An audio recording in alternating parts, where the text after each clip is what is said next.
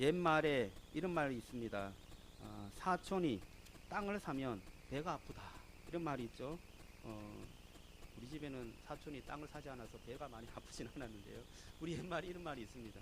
또 제가 미국 속담을 찾아보니까 이런 말이 있어요. 내가 실패할 때 나를 동정할 사람이 한 사람이면 내가 성공할 때 나를 시기하는 사람은 100사람이다. 이런 말이 있습니다.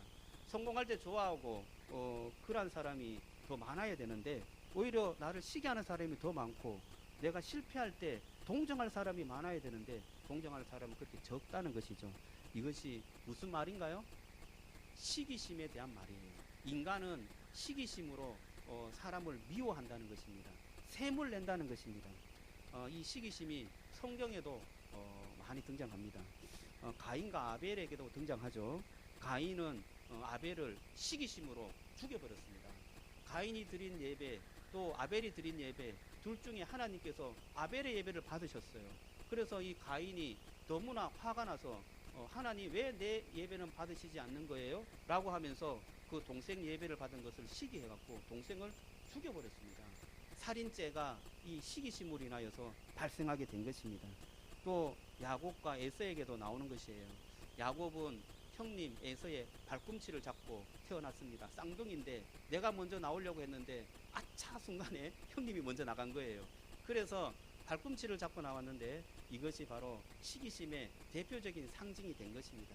야곱은 에서의 그 장자권을 호시탐탐 노리다가 팥죽 한 그릇을 팔아서 그 장자권을 사버렸습니다. 그리고 아버지의 그 축복을 형님이 받잖아요. 그래서 저 축복도 내가 받아야 되겠다라는 생각에 아버지를 속여갖고 형님처럼 이렇게 꾸며서 아버지의 축복을 대신 받은 것입니다. 이것이 어떻게 됐어요? 들통 나버렸어요. 그래서 아버지의 노여움도 사고 형님의 노여움도 샀죠. 그래서 삼촌 집인 라반의 집으로 도망하게 되어서 집에서 쫓겨나는 그런 신세가 되었습니다. 그 일로부터 이 야곱은 참으로 기구한 인생을 살게 되는 그러한 삶을 살게 되었죠. 이것이 무엇이냐? 마음속에 다 시기심에서부터 출발한 것입니다. 그래서 이 시기심은 부정적인 의미로서 많이 사용되어져요. 이 시기심이 조금 더 진행되면 그것을 죄라고 합니다. 이 시기와 질투, 그것은 성경에서 말하는 가장 어떤 대표적인 죄라고 할 수 있죠. 그런데 이 시기심이 긍정적으로 사용될 때가 있어요. 긍정적으로. 어떨 때냐? 제가 조금 살펴봤는데요. 남자들이 군대를 가잖아요. 군대를 가는데 오늘 군대 갔다 온 친구도 있네요. 군대를 갔다 왔습니다. 그런데 여자들은 그러면 뭐하냐? 우리도 군대 간다. 남자들만 군대 가느냐? 여자들도 군대 갈 수 있다. 이렇게 해서 뭐가 생겼습니까? 여군이 생겼죠. 여군이 생긴지 모르십니까? 여군이 생겼습니다. 그리고 남자들이 운동을 많이 하죠. 축구를 잘합니다. 남자들 축구를 하면 열광을 하죠. 그런데 남자들만 축구하느냐? 여자들도 축구할 수 있다. 그래서 여자 축구가 생겼습니다. 군대에서 여자 축구하는 것은 뭔지 잘 모르겠어요.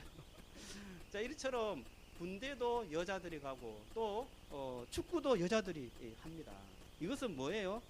남자들에 대한 약간의 어떤 시기심이 창조적인 일을 하게 되는 것입니다. 성경에도 이런 긍정적 면을 다루고 있습니다. 오늘 이 말씀에 로마서 이 말씀이 시기심을 긍정적으로 다루는 것입니다. 유대인들을 하나님께서 먼저 선택했어요. 그래서 하나님께서 언약해서 그 유대인들을 선택된 백성으로 삼았습니다. 그래서 그 유대인들이 하나님의 백성으로 잘 성장하고 자라야 되는데 예수님이 태어나실 그 당시, 바울이 있을 그 당시에 유대인들이 하나님의 백성으로 잘 성장하는 것이 아니라 자기의 행위와 또 자기 어떤 율법적인 의로움 때문에 하나님의 그 은혜와 사랑을 잡지 못하고 꺾여지고 넘어지고 말았던 것입니다. 예수님이 오셔서 그들에게 사랑을 전하고 주의 말씀을 전하고 회개하라 천국이 가까웠느니라 라고 말씀을 전해도 그들은 그 예수님을 받아들이지 않고 오히려 자기의 의로움만 내세우게 되었던 것입니다. 그래서 유대인들 중에서는 다수가 예수님을 부인하고 소수만 예수님을 믿게 되었어요. 그런데 예수님께서 복음을 전하고 사도 바울과 그 제자들이 교회를 초대 교회를 할 때 그때는 유대인들이 많아야 되는데 유대인들이 그렇게 많지 않고 이방인들이 그렇게 많이 교회에 들어오게 된 것입니다. 그래서 이 일이 무슨 일이냐? 유대인들은 꺾여지고 이방인들에게 하나님의 은혜와 복이 나타났구나 라고 하면서 이방인들이 유대인들이 꺾인 자리에 들어오게 되었다, 그렇게 성경은 말하는 것입니다. 그러면 유대인들은 하나님의 심판을 받고 저주를 받아서 그냥 끝난 것이냐? 그게 아니라는 거예요. 유대인은 원래부터 하나님의 사랑을 받았다. 그래서 그 사랑으로 다시금 하나님께서 세워주시겠다. 그 세워주시는 게 어떻게 세워지느냐? 아니, 우리가 원래 하나님의 은혜를 받고 그 복음을 듣고 하나님의 선택된 백성인데 고생은 우리가 다 했다. 고생은. 그런데 어떻게 축복의 열매는 너희들이 다 맺냐? 이렇게 사촌이 땅을 사면 뭐가 아프다고요? 배가 아프잖아요. 우리 대신에 이방인들이 다 축복을 받고 하니까 이 유대인들이 배가 아픈 거죠. 그 배가 아픔으로 인하여서 시기심으로 인하여서 우리도 예수님을 믿고 하나님의 축복 자리에 서겠다라는 그런 어떤 시기심이 발동되어서 유대인들이 하나님께로 돌아올 것이다, 그렇게 예언하는 것입니다. 유대인들이 하나님 앞으로 돌아올 줄로 믿습니다. 하나님은 유대인도 사랑하고 이방인도 사랑하는 것입니다. 유대인들이 비록 많은 다수가 꺾임을 받았지만 그 꺾인 그 가지들도 하나님께서는 다시 세우셔서 하나님의 자녀로 삼아 주시는 것입니다. 오늘 이 말씀을 참 감람나무와 돌 감람나무 비유로 설명하고 있어요. 참 감람나무는 누구일까요? 유대인이었습니다. 돌 감람나무는 누구일까요? 이방인이었습니다. 이 참 감람나무가 진액과 뿌리 속에 잘 자라서 가지를 뻗었는데 이 가지가 다수 꺾어버린 거예요. 그 꺾인 자리에 돌 감람나무 가지를 접붙임을 받았다는 거예요. 그래서 이 돌 감람나무는 열매를 많이 맺었는데 그 진액의 뿌리가 어디냐? 참 감람나무의 뿌리에 진액을 받고 열매를 맺는 것은 돌 감람나무가 열매를 맺고 있는 거예요. 그러면 꺾인 가지가 왜 꺾여졌느냐? 여러분, 하나님의 그 은혜를 은혜대로 받지 아니하고 뒤에 좀 나오지만 자기들을 과신하였어요. 자기들이 과신함으로 꺾여진 것입니다. 그래서 사도 바울은 돌 감람나무 가지에게도 이렇게 말해요. 너희들도 과신하지 마라. 참 감람나무가 꺾여진 것처럼 돌 감람나무 너희들도 꺾일 수가 있다. 높은 마음으로 가지지 말고 낮은 마음으로 하나님을 두려움으로 섬겨라, 그렇게 말하고 있습니다. 우리 말씀을 한번 읽어볼까요? 두려움으로 섬기라 말씀을 20절 한번 읽어보겠습니다. 20절. 자, 같이 한번 읽어봅니다. 자, 시작. 옳도다. 그들은 믿지 아니함으로 꺾이고 너는 믿음으로 섰느니라. 높은 마음을 품지 말고 도리어 두려워하라. 말씀이 무엇입니까? 믿지 아니함으로 꺾인 것은 참 감람나무죠. 그런데 돌 감람나무가 접붙임을 받아서 믿음으로 선 거예요. 그러나 너희들도 꺾일 수 있으니 높은 마음을 가지지 말고 도리어 두려워함으로 하나님을 겸손하게 섬겨야 한다라고 말하고 있는 것입니다. 자, 그렇다면 원 감람나무는 하나님께서 사랑하지 않느냐? 사랑한다는 거예요. 21절을 한번 읽어보겠습니다. 21절. 자, 시작. 하나님이 원 가지들도 아끼지 아니하시지 너희도 아끼지 아니하리라. 아끼지 아니하는데 23절 보겠습니다. 22절 뛰어넘어서 23절. 자, 시작. 그들도 믿지 아니하는데 머무르지 아니하면 접붙임을 받으리니 이는 그들의 접붙이실 능력이 하나님께 있음이라. 믿지 아니하는데 머무르지 아니하면 뭐예요? 접붙임을 또 받을 수 있다. 그 접붙임을 받을 수 있는 능력이 누구에게 있다고요? 하나님께 있습니다. 자, 24절에 더 분명하게 나오는데 읽어보겠습니다. 시작. 내가 원 감람나무에서 찍힘을 받고 본성을 거스려 좋은 감람나무에 접붙임을 받았으니 원 가지인 이 사람들이야 얼마나 자기 감람나무에 접붙임을 받으랴. 돌 감람나무에서 찍힘을 받고 또 좋은 감람나무에 또 받을 수 있습니다. 그런데 원 가지에서 찍힘을 받았던 이 가지는 하나님께서 또 얼마나 더 사랑해서 또 가지에 원래 있었던 그 줄기에 접붙임을 받게 하지 않겠느냐. 돌 감람나무도 사랑했지만 원래에 있던 참 감람나무도 하나님께서는 사랑하신다는 거예요. 그래서 유대인도 사랑하고 이방인도 사랑하는 차별 없이 하나님께서는 사랑하신다는 거예요. 가난한 자도 사랑하고 또 부자도 사랑하고 또 신앙이 정말 신실해서 열심히 하는 자도 사랑하고, 하지만 신앙이 연약하고 여러 가지 힘듦으로 인하여서 어렵고 힘든 신앙생활을 하는 사람도 사랑하시는 줄로 믿으시기 바랍니다. 하나님의 사랑은 차별이 없으세요. 어느 누구나 차별 없이 하나님은 우리를 사랑하시기로 작정하신 것입니다. 그 사랑 안에 거해야 하는 것입니다. 자, 그러면 왜 그렇게 참 감람나무가 꺾일 수밖에 없었느냐, 왜 그런 어떤 꺾임을 당해야 하느냐, 한 두 가지 정도로 살펴봤는데요. 그들이 과신한 것이 무엇이었느냐 하는 것입니다. 첫째는 혈통이었어요. 유대인은 자기의 혈통을 과신했습니다. 하나님께서 우리를 선택해 줬으니까 절대로 하나님은 우리를 떠나지 않는다, 이것을 과신한 거예요. 그러나 하나님은 그렇게 언약을 한 백성이지만 그들이 하나님을 믿지 않고 우상을 섬기고 자기의 의대로 행했을 때 하나님은 그들을 꺾으신 것입니다. 혈통은 대대로 내려오는 좋은 것을 말해요. 그 혈통을 과신하고 있다가는 우리는 하나님의 은혜를 은혜대로 누리지 못하게 되는 것입니다. 저희들도 한번 생각해 봤어요. 정말 좋은, 대대로 내려오는 좋은 것이 무엇이냐. 우리가 기독교 가문에서 태어난 그러한 어떤 자녀들이 있겠죠.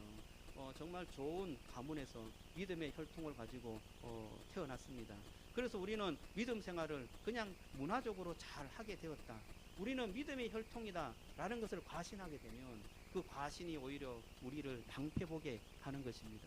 우리 교회를 자세히 보면 우리는 분립개척을 했습니다. 우리 기쁨의 동산교회에서 정말 은혜 가운데서 우리 교회를 재정도 지원하고 또 성도들도 함께 보내주어서 이렇게 분립개척하였습니다. 그런데 이 분립개척, 그래도 개척은 분립개척이 그래도 제대로 되는 거지 라고 하면서 그 분립개척을 과신하게 되면 어떻게 될까요? 우리 교회도 낭패를 보는 것입니다.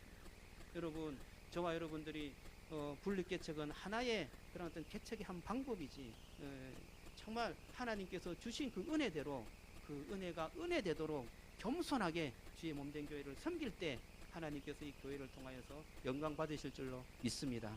우리는 겸손해야 하는 것입니다. 뭔가 과신해서는 안 되는 것입니다. 과신해야 될 것이 딱 한 가지 있어요. 누구를 과신해야 돼요? 예수님을 과신하시기를 주님의 이름으로 축원합니다. 예수님을 과신하게 되는 것은 계속 권면할 수 있는 것입니다. 복음, 그 예수님을 통한 그 놀라우신 주님의 기쁜 소식, 그 복음을 우리가 과신해도 되는 것입니다. 그러나 그것으로 인하여서 파생되는 여러 가지 그것들을 과신하게 되면 거기에 빠져서 주님 앞에 제대로 은혜 돌리지 못하게 되는 것이 되는 것입니다. 여러분, 저와 여러분들이 정말 주님의 놀라우신 은혜 가운데 우리의 어떤 좋은 혈통, 기본적인 어떤 내려오는 그런 좋은 어떤 가문, 어떤 그런 혈통에 대해서 좋은 것을 계속 유지하지만 거기에 대한 기본적인 출발점, 동기가 무엇이냐? 그것은 주님의 은혜로 이것이 가능하게 되었다. 그것을 여러분 놓치지 마시고 그 은혜대로 살아가는 여러분 되시기를 주님의 이름으로 축원합니다. 두 번째는 행위인 것 같아요. 우리의 행위를 과신하게 되면 은혜를 은혜되게 하지 못하는 것 같습니다. 유대인은 자기의 행위를 과신하다가 미끄러졌어요. 율법을 잘 지켰다, 그리고 내가 지금까지 자라오면서 한 번도 그 율법을 어긴 적이 없습니다, 이렇게 이 정도 했으면 되었지 않습니까 하는 그런 마음이 과신하게 만들었어요. 그래서 결국에는 하나님께서 주신 그 선물을, 하나님께서 주신 그 은혜를 은혜대로 받지 못하고 나 자신의 의로움을 인하여서 그것을 차버리는 결과가 되어버린 것입니다. 여러분, 저와 여러분들이 믿음으로 서 있는 것은 우리가 은혜를 은혜대로 받으라고 믿음으로 서 있는 것인 줄로 믿습니다. 우리가 행위를 하는 것, 선한 행위를 하는 것은 그 은혜가 은혜되도록 우리 마음속에, 우리의 삶 속에 늘 그 은혜로 역사하도록 하기 위해서 우리가 선한 행위를 하는 줄로 믿습니다. 우리가 기도하는 것도, 우리가 말씀 보는 것도, 우리가 예배 드리는 것도 그 예수 그리스도가 우리에게 찾아오셔서 우리를 주관하시고 우리에게 은혜를 주시며 하나님의 구원의 능력이 예수 그리스도에 있다는 것을 배우고 느끼고 경험하기 위해서 말씀을 보고 기도하고 예배드리는 줄로 믿습니다. 그런데 그 말씀을 보고 기도하고 예배드리는 것이 나의 의가 되어버리면 그 속에서 예수님이 사라져버리고 내가 드렸던 이 의가 내 속에 강하게 역사하게 되어서 내가 꺾여지고 넘어지게 되는 그러한 요소가 되는 것입니다. 이해하시죠? 우리가 주님의 놀라우신 은혜 가운데 그 행위의 동기가 은혜 가운데 출발하는 것은 그 은혜를 부각시키는 그러한 놀라운 은혜의 행위가 되는 것입니다. 저와 여러분들이 하나님께 주는 그 사랑과 은혜가 내 속에 충만하여서 하나님의 사랑으로 드러난 그러한 선한 삶, 하나님의 그 은혜로 드러나는 그러한 놀라우신 경건의 그 삶을 살아가시기를 주님의 이름으로 축원합니다. 자, 그러면 우리가 믿어야 할 것이 무엇인가? 우리가 믿어야 할 것이 무엇인가요? 과신하지 말고 제대로 믿어야 할 것. 방금 하나님의 은혜라고 했는데, 자, 오늘 말씀을 찾아보겠습니다. 11장 22절, 오늘 가장 중요한 말씀인데요. 22절을 한번 읽어보겠습니다. 시작. 그러므로 하나님 인자하심과 준원하심을 보라. 넘어지는 자들에게는 준엄하심이 있으니 너희가 만일 하나님의 인자하심에 머물러 있으면 그 인자가 너희에게 있으리라. 그렇지 않으면 너도 찍히는 바 되리라. 어디에 머물러 있으라고 하나요? 준엄함에 있으면 너희가 찍혀진다. 어디에 머물러라고요? 하나님의 인자하심에 머무르면 그 인자가 너희에게 있으리라. 할렐루야. 그 인자가 뭐예요? 하나님의 인자는 하나님의 사랑인 것입니다. 그 사랑 안에 거할 때 우리는 하나님의 그 사랑 안에 거할 수 있고 거기에 머무를 수 있는 것입니다. 그리스도의 그 정말 참감람나무, 주님께서 주시는 그 감람나무 안에 머물게 되는 것입니다. 꺾이지 않는 것입니다. 주님께서 주시는 그 인자와 그 사랑 안에 거하는 여러분 되시기를 주님의 이름으로 축원합니다. 복음서에서 예수님이 이런 말씀을 하셨어요. 제자들에게 부자가 하나님 나라에 들어가는 것이 낙타가 바늘기 들어가는 것보다 어렵다, 그렇게 말씀하셨어요. 부자라는 것은 그냥 우리 지금 말해서 부자가 아니라 하나님의 어떤 축복을 받아서 부자가 된 사람들이에요. 그래서 많은 그때의 사람들은 부자를 존경했습니다. 그런데 그 제자들이 이렇게 물었어요. 그러면 누가 구원을 받을 수 있겠습니까? 이렇게 물었어요. 그러자 예수님께서는 사람이 할 수 없는 것을 하나님께서 할 수 있느니라, 그렇게 말씀하셨어요. 사람이 할 수 없는 것이 무엇입니까? 구원을 이루는 것은 사람이 할 수 없는 거예요. 하나님께서 은혜를 주셔야만 우리가 구원을 얻을 수 있는 것입니다. 우리의 뭔가 열심과 노력으로 구원이 얻어지는 것이 아니지요. 사람이 할 수 있는 것이 아닙니다. 하나님께서 하실 수 있는 것이 우리에게 구원을 주시고 은혜를 주시고 천국길을 열어주시는 것, 그것은 하나님께서 하시는 줄로 믿습니다. 오늘 이 말씀에 사도 바울은 마지막 부분에 그 하나님의 그 전능하심을 찬양하고 마무리하고 있어요. 여기 이 9장에서 11장까지는 유대인이 어떻게 구원을 받을 것인가, 그것을 계속해서 말하고 있어요. 유대인이 꺾여졌고 또 행위로 인하여서 자기 의로 인하여서 그러면 구원받지 못하느냐, 유대인들은 예수님을 영접하지 않았는데 그들은 어떻게 되느냐, 이것을 계속해서 사도 바울은 말하고 있습니다. 그런데 마지막 결론이 뭐예요? 유대인 또 하나님께서 사랑하시고 이방인 또 사랑하시고, 그런데 하나님의 인자 가운데 거할 때 그들이 구원을 받는다. 오 할렐루야. 하나님의 그 구원하심의 계획은 신묘막측하시다. 하나님의 계획과 그 구원은 우리가 헤아릴 수가 없다. 우리의 지혜로서는 도저히 이해할 수가 없습니다. 그러나 하나님께서는 우리를 사랑하시고 우리 모두를 차별 없는 사랑으로 우리를 구원하시기를 원하십니다 라고 사도 바울은 찬양하고 있는 거예요. 우리 33절부터 36절을 한번 읽어보겠습니다. 우리 11장 마지막 마무리하는데 찬양으로 마무리하고 있어요. 33절부터 36절. 자, 시작. 깊도다 하나님의 지혜와 지식의 풍성함이요, 그 판단은 헤아리지 못할 것이며 그의 길은 찾지 못할 것이로다. 누가 주의 마음을 알겠느냐? 누가 그의 모사가 되겠느냐? 누가 주께 먼저 드려서 갚으심을 받겠느냐? 이는 만물이 주에게서 나오고 주로 말미암고 주에게로 돌아감이라. 그에게 영광이 세세에 있을지어다. 아멘. 깊도다 하나님의 지혜와 지식의 풍성함이요. 그렇게 찬양을 하고 있는 것입니다.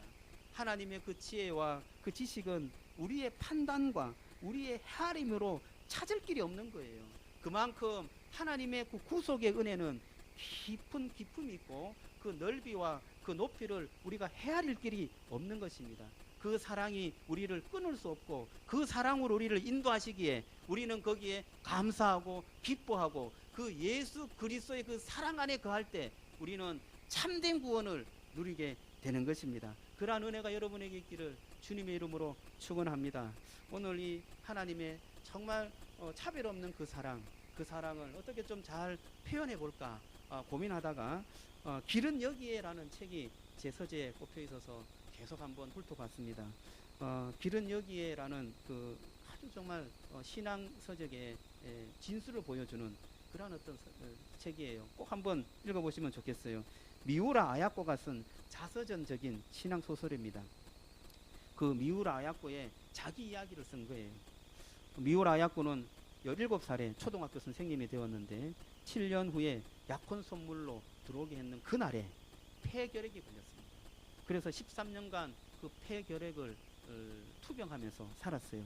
처음에 6년은 좀 움직일 수 있었는데 나머지 7년간은 정말 몸에 기부스를 해서 전혀 움직일 수 없었고 대소변을 받아야 되고 거울을 보면서 음식을 먹어야 했고 이러한 여러 가지 정말 고통스러운 나날을 보냈습니다. 이 미우라 아야코는 이렇게 살아서 뭐하냐, 허무감이 찾아와서 내가 죽어야 되겠다면서 자살 시도를 몇 번이나 하였습니다. 그럼에도 불구하고 그는 살아남았는데 그에게 천사 같은 한 남자를 붙여주었어요. 하나님께서 붙여준 것 같아요. 그 천사와 같은 남자는 마게가와 다다시라는 사람인데 의학도입니다. 이도 폐결핵에 걸렸는데 그가 이 미우라 아야코를 돕기 위해서 정말 경제적으로 도와주기 위해서 자기가 걸린 이 폐결핵을 빨리 완치시키려고 그 늑골 제거 수술이라는 걸 한답니다. 그 늑골 제거 수술을 2번이나 받았어요. 그런데 그는 결국에는 죽고 말았습니다. 마에가와는 아야코에게 예수님을 전했어요. 그는 기독교인이었습니다. 그 예수님의 사랑이 어떠한 것인 것을 말로도 전했을 뿐 아니라 그의 삶 전체를 보여주면서 그에게 증가했던 것입니다. 마에가야를 통하여서 이 미우라 아야코는 예수님을 믿게 되었습니다. 그러면서도 마야아라가 죽는 그 장례식장에도 그는 가보지도 못했어요. 그냥 눈물만 흘린 채 그 사진을 보면서 흐느끼며 그렇게 그 장례식을 보냈습니다.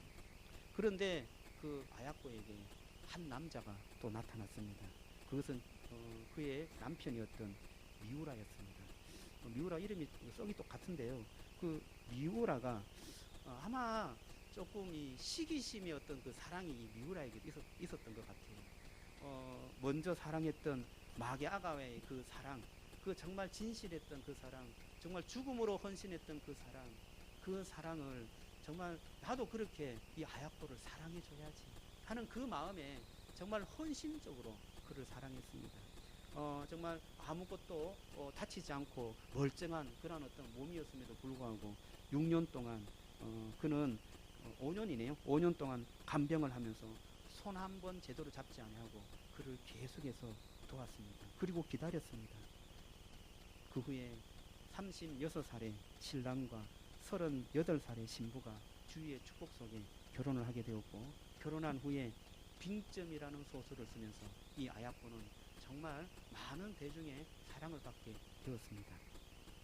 저는 이 신앙 소설을 읽으면서 이 마에가와의 다다시 이 처음에 그 의학도로서 아야코를 사랑했던 이 남자의 정말 그 애틋한 그 사랑이 마음에 정말 와닿았습니다.